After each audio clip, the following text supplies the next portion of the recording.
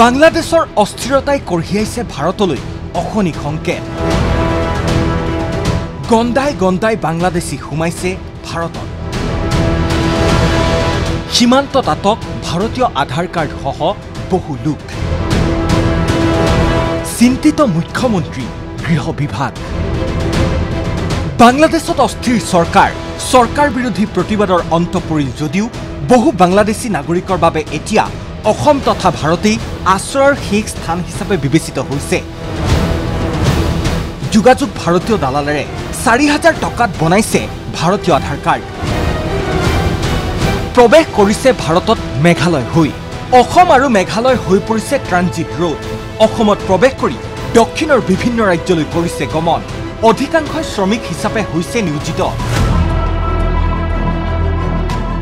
এইসকল বাংলাদেশৰ ঢাকা জিলাৰ আৰিফুল ইছলাম, গাইধান্দা জিলাৰ মনিৰ হুছেইন, ময়মনসিং জিলাৰ মফাজল হুছেইন, আয়াৰা দুদ্লা হাছান, নবী হাছান, ৱালিউল্লাহ, কুৰিগ্ৰাম জিলাৰ আশ্ৰাফুল ইছলাম, জামালপুৰ জিলাৰ মনিক মিয়া, ময়মনসিং জিলাৰ হজৰত আলী, ছফিকুল ইছলাম, ফৰকান আলী ইত্যাদি।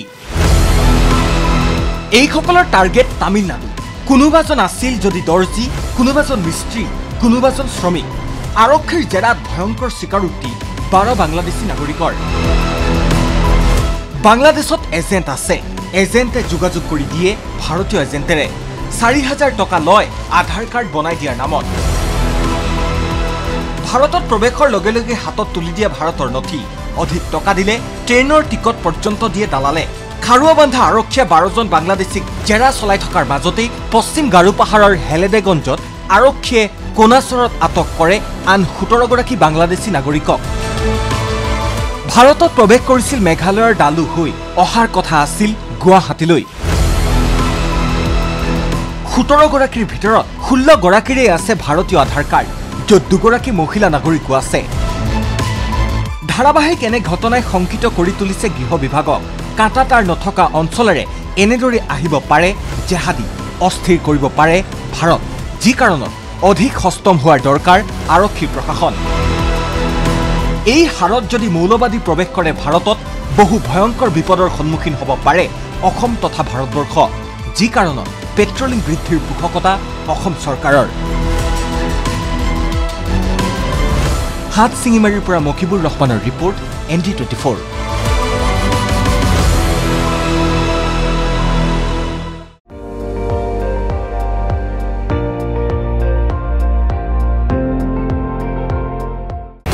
আপুনি চাই আছে ND24, সৰ্বশ্ৰেষ্ঠ নহয় সৰ্বোত্তমৰ দৌৰ।